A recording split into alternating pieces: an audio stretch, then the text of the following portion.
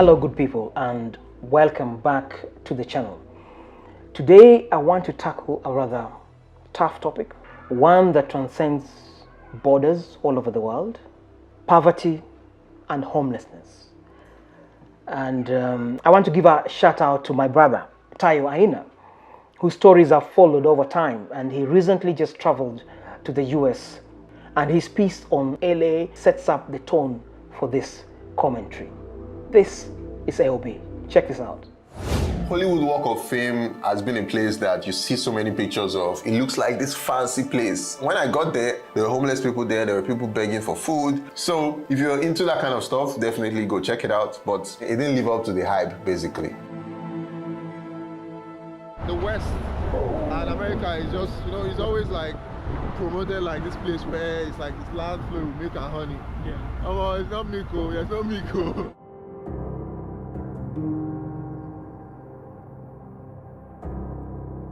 Before coming here, I'd seen so much footage online about Skid Row that people there are like zombies, and then people there just constantly use drugs. But I never believed it until I got down here. And trust me, I'm somebody who has been to multiple countries across the world. I've been in multiple risky situations, so I don't really get scared easily. But while I was here, I was really scared. It was really, really bad.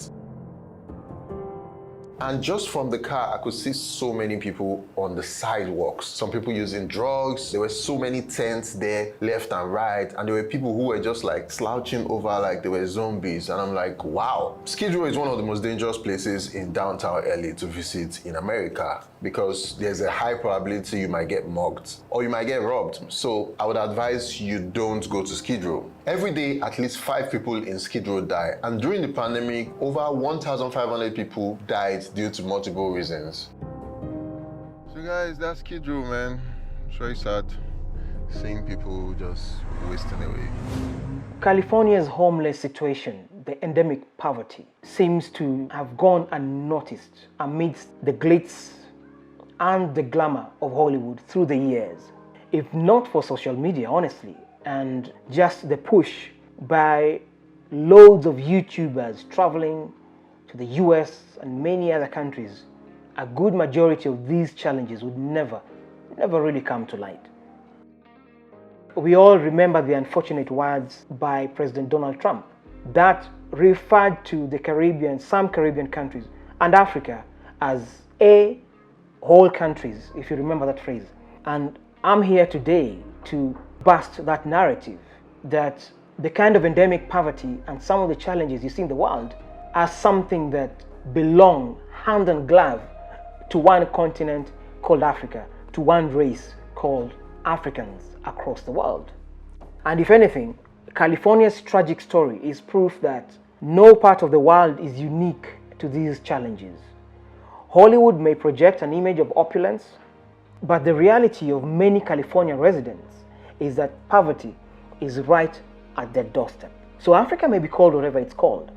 Our Caribbean brothers and sisters may be called whatever they're called. But the reality is that these challenges are found anywhere else in the world, everywhere else in the world.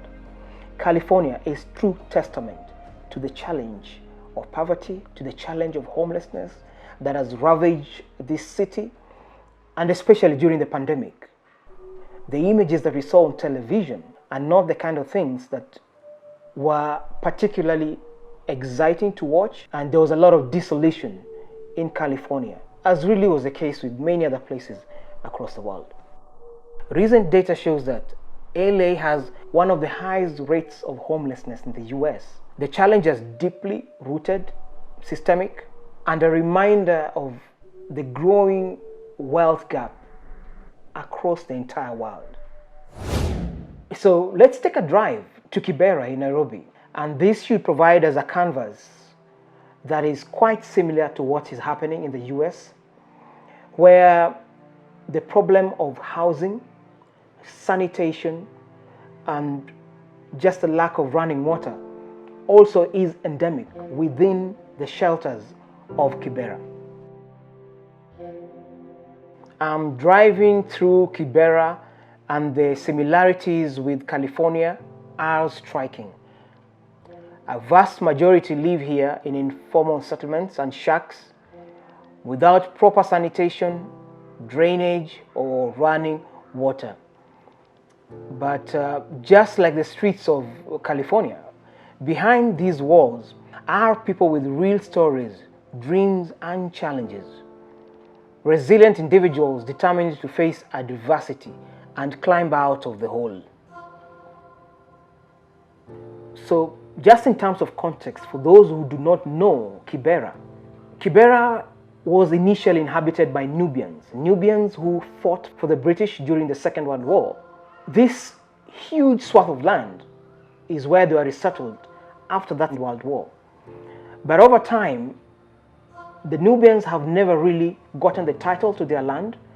The conversation has only happened recently. But even beyond that, Nubians who have lived here have been denied their right to citizenship.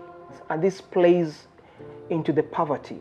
And it just becomes really, really intricate that you are born of people who were brought from Sudan to come and fight for the Brits and settled in Kibera. But beyond that, your true identity has been denied over time, and your right to citizenship has been denied. Therefore, the opportunity to compete on a level playing field has failed to exist for a lot of youths. So the poverty in Kibera has just become endemic and quite intractable for a lot of young people. Over the years, Kibera then has become the ground where Kenyans of virtually little or no means arrive to chase bread, look for work in Nairobi's vast industrial areas. Never mind that half the time they walk to work every day and never really get the opportunity. Very few get the opportunity. But the low rents and the poor housing then means it is the only place that a lot of these young people coming from rural Kenya can survive. So that ties very well with what you see in LA, that people who have felt disenfranchised, who've missed out on opportunities elsewhere, who can no longer afford decent housing, have then found themselves on the streets of LA. And amidst all the glitz, we celebrate Hollywood as the bastion of filmmaking in the world. This is the place that projects the beauty and the glamour of America. But right at their doorstep, the drug use, the homelessness is to the level that is really, really disturbing. Fast forward, the housing problem in Kibera persists, but the local population have found ingenious ways to thrive amidst the wrath of ghetto life.